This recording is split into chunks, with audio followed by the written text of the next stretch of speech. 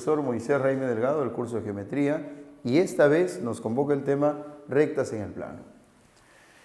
Para hablar de las rectas en el plano, lo primero que tenemos que entender es que nosotros vamos a trabajar en un plano vertical.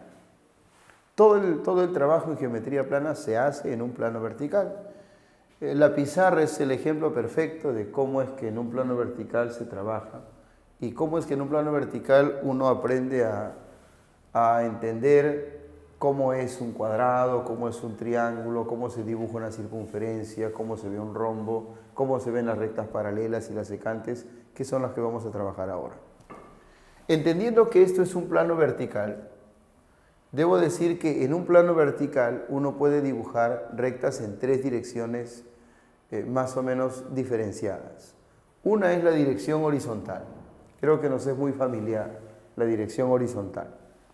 Otra es la dirección vertical, que básicamente se define físicamente, ¿no? Y la última es la dirección que no sea ni horizontal ni vertical. O sea, una recta en un plano vertical puede seguir la dirección horizontal, puede seguir la dirección vertical o puede no seguir ninguna de ellas.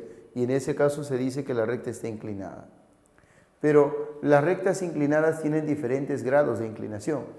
Y para eso, para determinar el grado de inclinación, se suele trazar una recta horizontal. Una recta horizontal como referencia.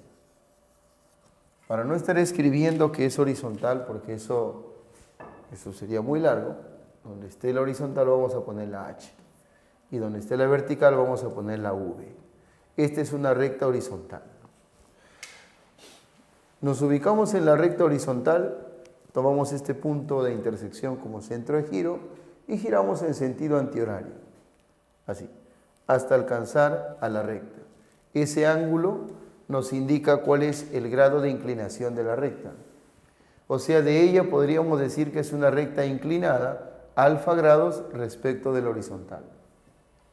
Una recta respecto del horizontal puede estar inclinada 20 grados, 40 grados, 70 grados, 100 grados, 150 grados, ¿está bien?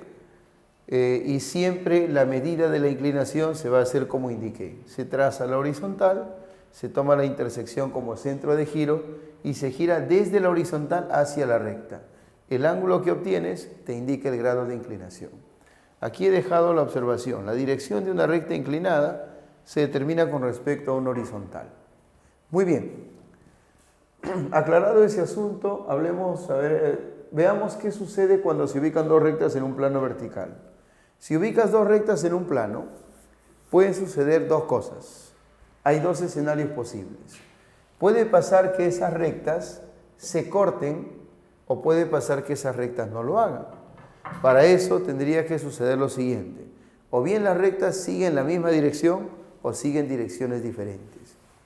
Si las rectas siguen direcciones diferentes, van a cortarse. Si las rectas siguen la misma dirección, no se van a cortar. ¿Cómo te imaginas dos rectas que sigan la misma dirección? Empecemos por el lado derecho. Dos rectas que siguen la misma dirección son, por ejemplo, dos rectas horizontales. Siguen la misma dirección, esas rectas no se cortan.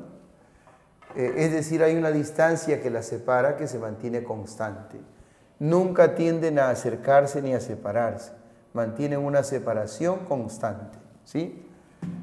Por eso es que ellas no se cortan y entre ellas se genera una zona llamada el interior. A estas rectas se les conoce como paralelas. ¿Dos horizontales pueden ser paralelas? Sí, porque siguen la misma dirección. Estas dos son verticales, siguen la misma dirección, también son paralelas, tampoco se cortan y entre ellas también se genera una región conocida como el interior. Estas rectas que tú ves acá son inclinadas, las dos son inclinadas. Serían paralelas si es que siguieran la misma dirección, o sea, si tuvieran el mismo grado de inclinación. Voy a dibujar una recta horizontal a modo de referencia. Recuerda que esta no es una línea cualquiera, es una horizontal. Y tomando este punto como centro de giro, hago este giro desde la recta horizontal hasta encontrarme con ella y tengo ahí la inclinación de esa recta. Hago lo mismo por aquí y tengo la inclinación de esta recta. Si la inclinación es la misma, entonces estas rectas siguen la misma dirección y se dice que son paralelas. Y entre ellas entonces existe un espacio, media un espacio, una zona a la que vamos a llamar interior. Esto es el interior. Obviamente esto también sería el interior para estas paralelas y esto es el interior para estas paralelas. ¿Cómo se indica que dos rectas son paralelas? Bueno, hay varias maneras. Una manera podría ser esta. Mira, le llamas a esta recta L1, a esta otra L2 y escribes aquí que L1 y L2, que son rectas, son paralelas y para eso se usa este símbolo. Esa es una forma de indicar que dos rectas son paralelas, usando una notación. La otra forma es usando una marca y eso es lo más usual. Pones dos palitos aquí y dos palitos acá y se entiende a partir de eso que las líneas son paralelas. Pones una flechita y una flechita, se entiende que son paralelas. Puedes poner doble flechita y se entiende que son paralelas las líneas, ¿no? Ya está. Son marquitas. Resultan ser más prácticas porque es un recurso visual, ¿no? Ahora, esto sucede cuando las rectas siguen la misma dirección, cuando las rectas son paralelas y en ese caso, como te dije, no se cortan, no se cortan.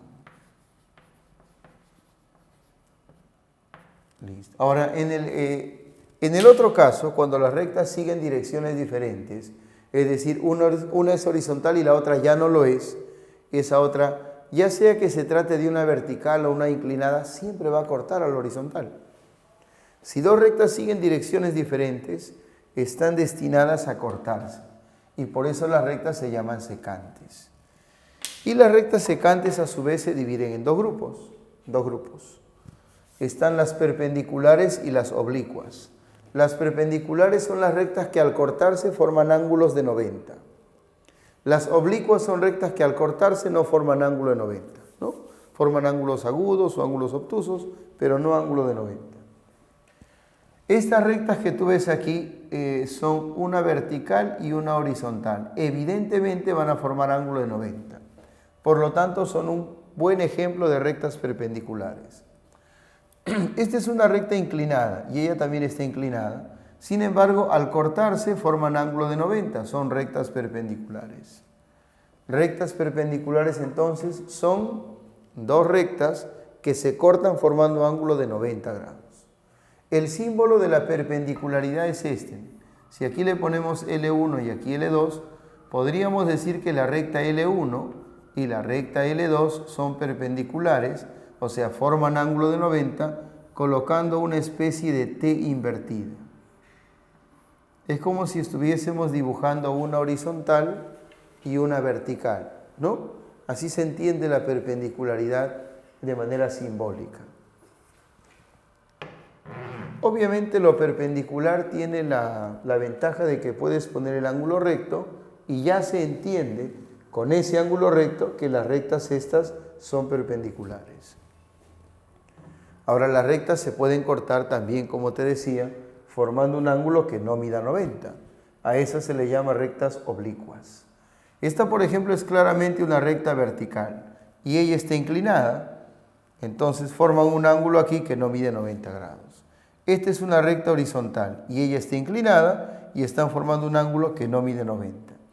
Estas son dos rectas inclinadas que forman un ángulo que no mide 90. Entonces, en los tres casos tenemos ángulos que no miden 90. Alfa, beta y teta, los tres, son diferentes de 90. ¿Cómo se indica la oblicuidad? ¿Con qué símbolo? Vamos a poner aquí L1 y aquí L2. Y diremos que L1, que es una recta, y L2, que también es una recta, son oblicuas. Para eso pones una horizontal y una línea inclinadita así. Ya, para la perpendicularidad es una horizontal y una vertical, una T invertida. Para indicar la oblicuidad pones un segmentito horizontal y una línea inclinada. Eso nos da a entender que estas rectas son oblicuas. Listo. Entonces, repasemos. Las direcciones principales en un plano vertical son la dirección horizontal y la dirección vertical. Una recta que no sea ni horizontal ni vertical se dice que está inclinada y hay que trazar una horizontal para medir el grado de inclinación.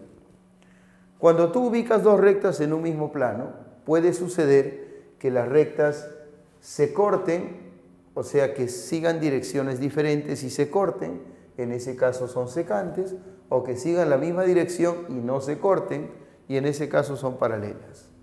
Las paralelas pueden ser dos horizontales, dos verticales o dos inclinadas con el mismo grado de inclinación. Las secantes pueden ser de dos tipos, perpendiculares si al cortarse forman ángulo de 90 y oblicuas si al cortarse no forman ángulo de 90.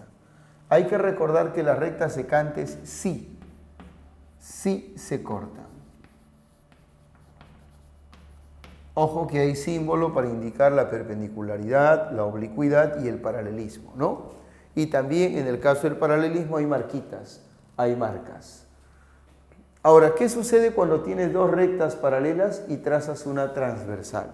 Una recta que corte esas dos. Se generan dos puntos de intersección. Y en cada punto de intersección hay 4 ángulos. 1, 2, 3 y 4. 1, 2, 3 y 4. Ahí está. Esos son 8 ángulos, pero en realidad son solo 2 medidas porque cada medida se repite 4 veces. Si esto de acá mide alfa, esto también mide alfa, también es alfa y también es alfa. Si esto mide beta, acá también sería beta, beta y beta. Ajá. Se observa, se nota de inmediato que alfa y beta completan la media vuelta, así que es válido decir que su suma es igual a 180. Ya está. Este es un esquema básico para las paralelas cortadas por una transversal. Observen que es sombreado el interior de las paralelas, ¿no? Y eso va a hacer que existan ángulos en el interior, conocidos como ángulos internos, y ángulos que no están en el interior, estos dos de arriba y estos dos de abajo, que serán pues ángulos externos, ¿no? A partir de ese esquema uno puede extraer estructuras notables. Estructuras son conjuntos de segmentos generalmente consecutivos, acomodados de cierta manera, ¿no? Y hay 3 estructuras que tú debes conocer. Una de ellas es la Z. La Z se forma con esta porción de la paralela de arriba, con esta porción de la transversal y esta porción de la paralela de abajo. 1, 2 y 3 líneas. Repito, 1, 2 y 3 líneas conforman una estructura conocida como la Z. La Z, por obvias razones, ¿no? Porque esto tiene un gran parecido, nos devuelve a la memoria de inmediato una letrita de nuestro alfabeto. La siguiente estructura es la C, formada por este segmento, esto de acá y este otro. Creo que ya se entiende que ahí está la estructura conocida como la C. Y la última es la F, conformada por este segmento y este de acá. Esas 3 porciones, 1, 2 y 3, conforman la estructura conocida como la F. En cada estructura vamos a encontrar vamos a encontrar medidas angulares. En la Z encontramos estas 2 medidas, en la C estas 2 y en la F estas de aquí. ¿Qué pasa con las medidas? Eso depende. Estas medidas, búscalas por favor, acá en nuestro esquema principal sería esta y la de acá, ¿no? Estas 2. Como tú ves son iguales. En la Z las medidas involucradas son iguales. En la C estas son las medidas que si las buscas en el esquema principal sería esta de aquí y esta otra, alfa y beta. Allá esas no son iguales. Lo que se sabe de estas 2 es que suman 180. No hay que olvidar que alfa más beta es igual a 180. O sea, en la Z las medidas involucradas son iguales. En la C hay 2 medidas involucradas que son suplementarias, suman 180. En la F las medidas son esta de aquí y esta de acá, que si las buscamos en el esquema principal serían esta medida y esta otra, ¿no? Estas 2. Ambas miden beta, mira, son iguales. Beta y beta. En la Z iguales, en la F medidas iguales y en la C medidas suplementarias, suman 180. ¿Cómo se les conoce a estos dos? ¿Cómo se conoce esta pareja de ángulos? La pareja de ángulos es llamada, bueno, es conocida como una pareja de ángulos alternos internos. Ellos son alternos internos. Estos dos son conjugados internos y estos dos son correspondientes. Eso de alternos tiene que ver con el hecho de que con respecto a la recta transversal, una de esas medidas está de un lado y la otra está del otro lado. Lo de internos tiene que ver con el hecho de que ellos se hallan en el interior. Conjugados, ellos dos son conjugados porque respecto de la recta transversal, los dos están a un mismo lado y son internos por hallarse en el interior, ¿no? Ahí entre las paralelas. Estos son correspondientes porque tienen la misma posición relativa. Entre estos cuatro, él está abajo a la derecha. Entre estos cuatro, él también está abajo a la derecha. Estos dos tienen la misma posición relativa, por eso se les conoce como correspondientes.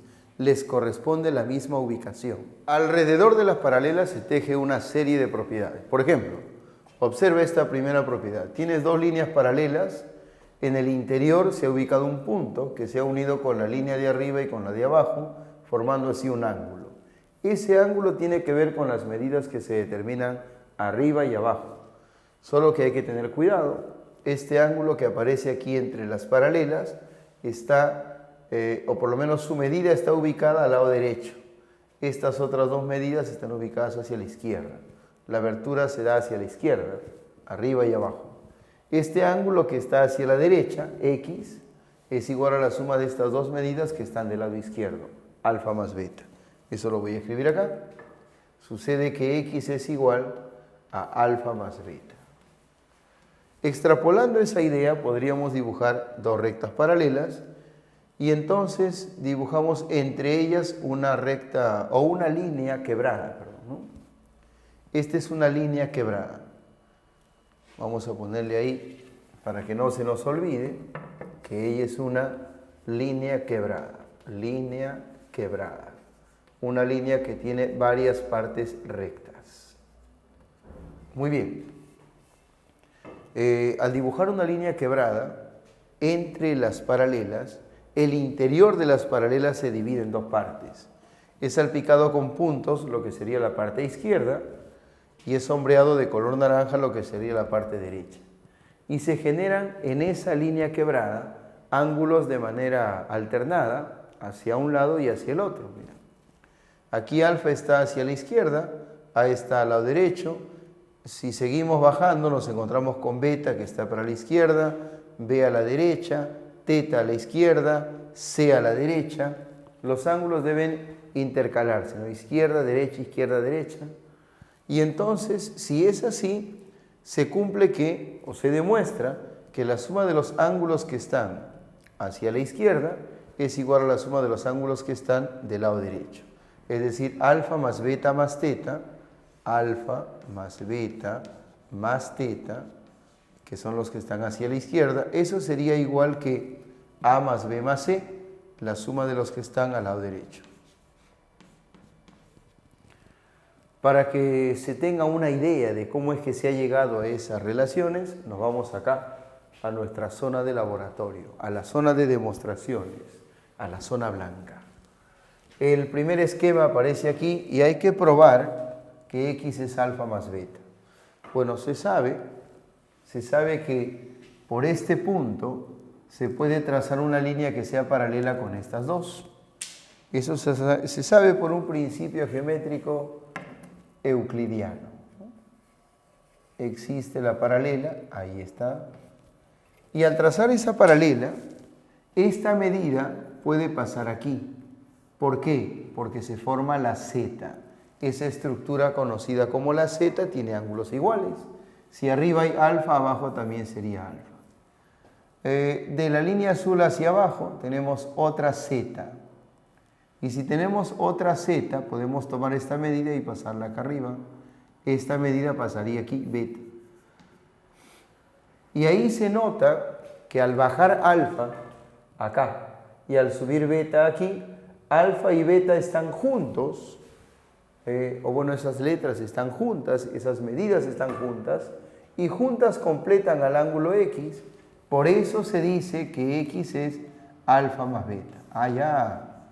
Claro, X resulta ser alfa más beta porque cuando alfa y beta se colocan uno seguido del otro, el resultado total viene a ser X.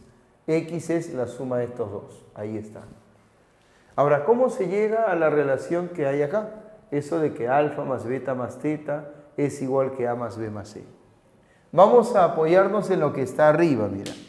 Tenemos esta línea y estos dos segmentos que forman el ángulo A, y entonces por aquí voy a trazar esta línea así, mira. Por este punto estoy trazando una paralela a estas dos. Ah, lo que ha sucedido es que el ángulo beta queda partido, queda dividido en dos partes. Vamos a poner acá la M y aquí la L. Luego, dejando estas dos líneas, por aquí trazo otra línea que sea paralela a las ya trazadas, ¿no? A estas tres. Ajá. ¿Qué pasa con teta? Queda dividido en dos partes. A esta le ponemos P y a esta le ponemos Q. Y entonces trabajamos entre estas dos partes primero. De acuerdo a la propiedad de arriba, ya demostrada, se puede afirmar que alfa más m es igual a A. Alfa más m es igual al valor de A. Eso sale de aquí. Aquí, en esta zona, podríamos decir que n más p es igual al valor de b. N más p es igual al valor de b. Y aquí en esta última zona se ha formado una z. Se puede afirmar que q es igual a c. Q es igual a c. Esto puede seguir. Si la línea quebrada tiene más quiebres, entonces habría que trazar más paralelas, pero la idea siempre va a ser más o menos la misma. Luego de hacer esto, de acumular estas ecuaciones, sumas. Y al sumar a la derecha te va a quedar A más B más C, y a la izquierda va a quedar alfa más, aquí, m más n, eso es el valor de beta, ya, más beta. Alfa más beta, aquí lo ponemos así, ahí está, alfa más beta, más, finalmente aquí, P y Q sumadas dan el valor de teta, así que aquí ponemos teta. Ajá. Y nos queda entonces que alfa más beta más teta es igual que A más B más C. Nos queda que la suma de los que están hacia la izquierda, alfa más beta más teta, es igual a A más B más C, la suma de los que están a la derecha. Así se prueba la veracidad de esta relación. Vamos con la tercera propiedad.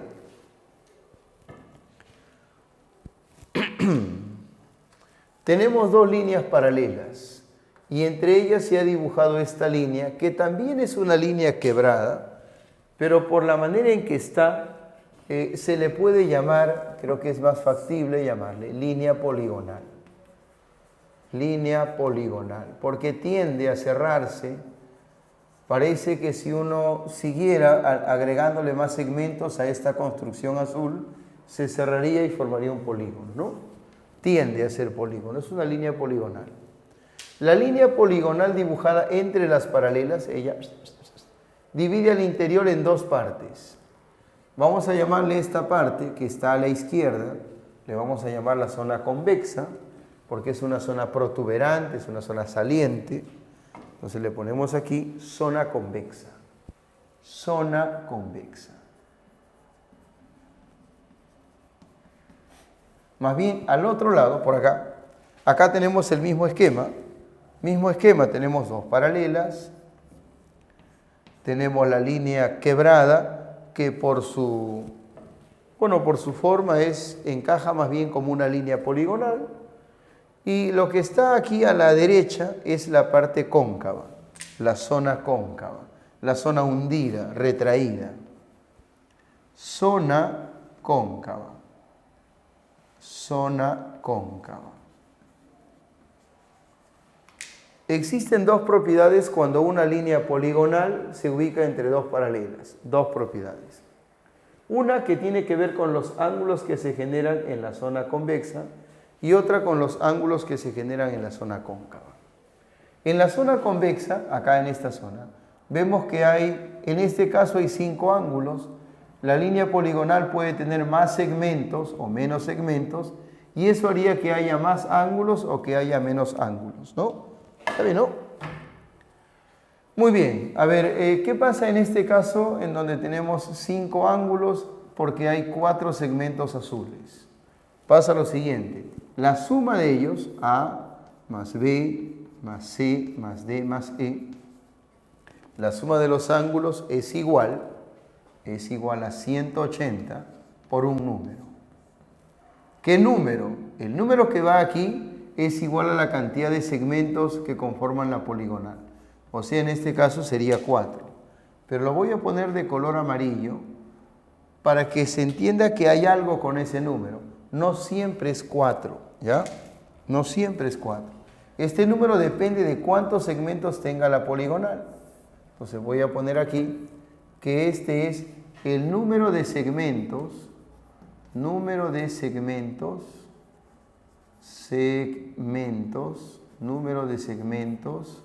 de la poligonal,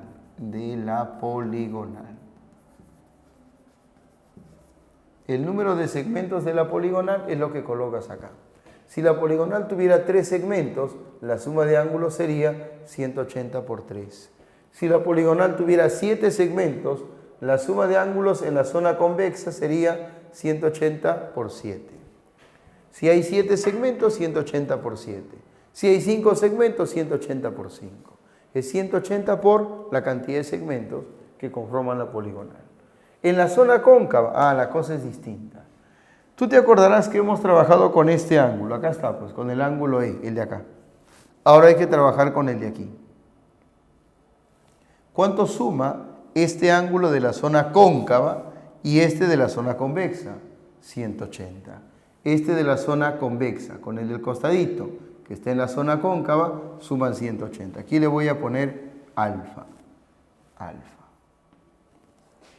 Acá ocurre lo mismo, acá hay un ángulo en la zona convexa, entonces aquí estaría el de la zona cóncava, vamos a ponerle delta. La cuestión es que el de la zona convexa y el de la zona cóncava deben sumar 180. Para que eso ocurra aquí, es necesario prolongar esta línea azul, por ejemplo, ¿no? Y ahí está. Este es el ángulo de la zona cóncava y aquí estaría el de la zona convexa.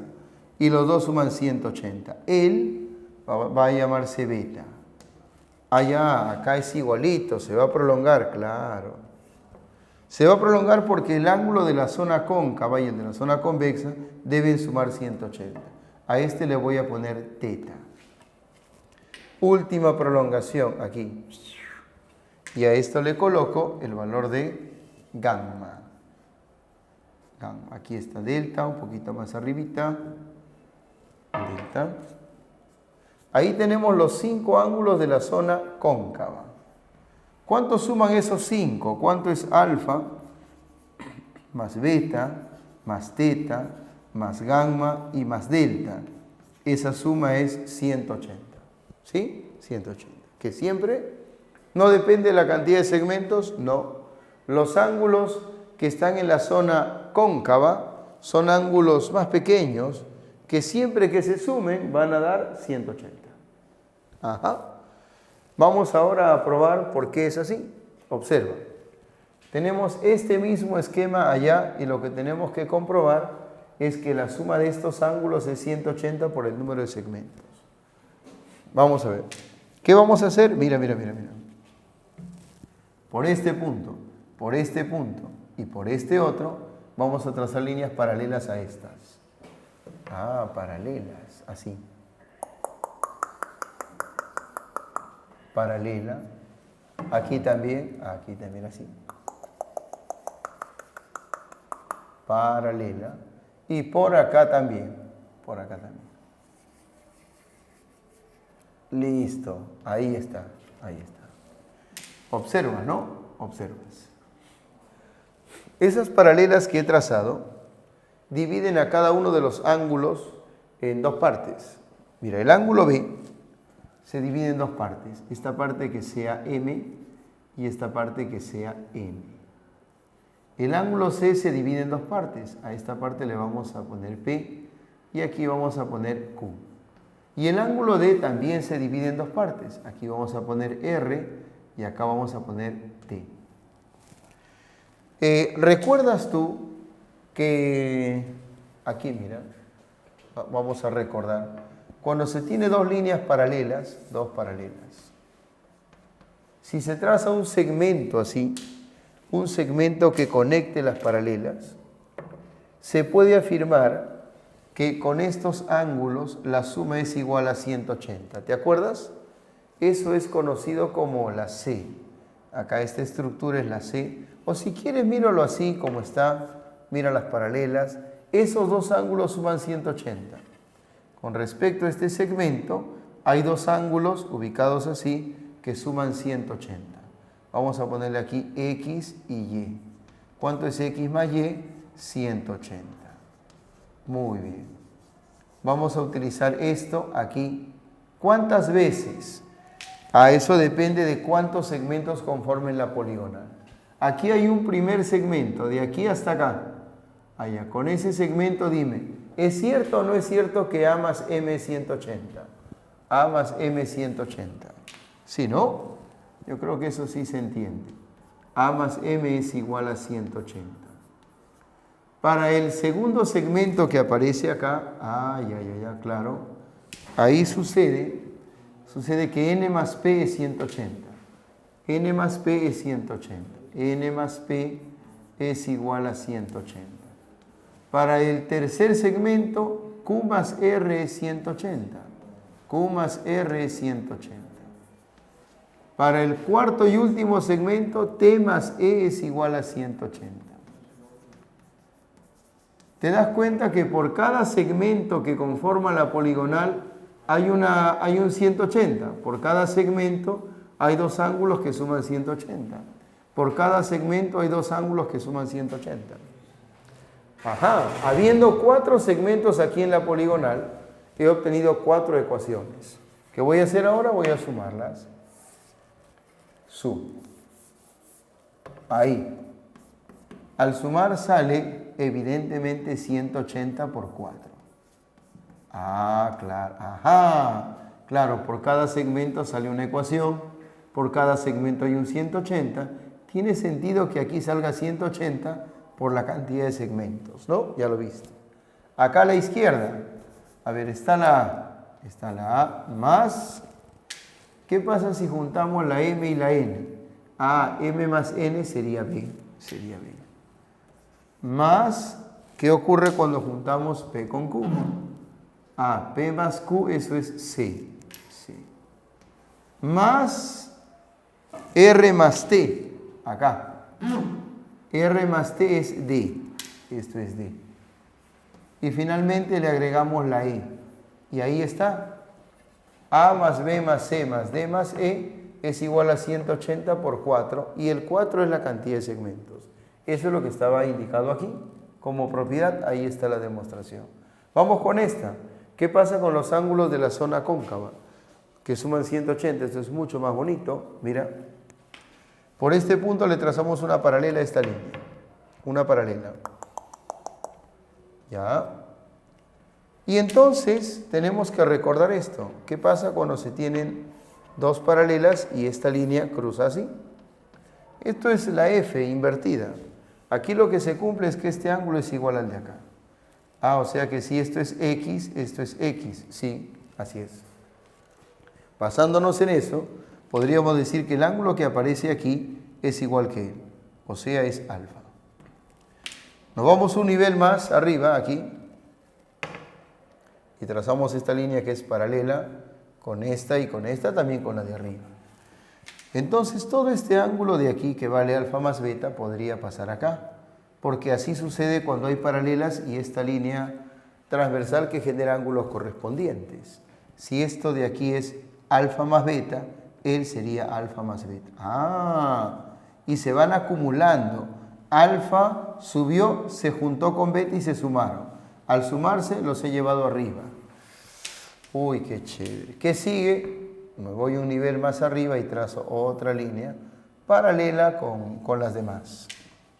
Ahora se han juntado ya alfa, beta y teta. Acá, ¿no? Todo esto. Alfa más beta más teta. Esto sería alfa más beta más teta. Como ya es el último nivel, podríamos decir que ahí la suma es 180 o para hacerlo un poco más elegante, prolongamos y aplicamos la z. Al aplicar la z, mira lo que pasa. Al aplicar la z, este delta baja acá, delta acá, porque en la z las medidas son iguales. Y ahora sí, está bastante claro, me parece, que todo esto es una media vuelta. Entonces tiene sentido decir que alfa más beta más teta, más gamma y más delta es 180. Eso siempre va a ocurrir. Los ángulos que están en la zona cóncava, siempre van a poder acumularse, como lo acabo de hacer yo aquí, hasta completar una media vuelta. Por eso se dice que su suma es igual a 180.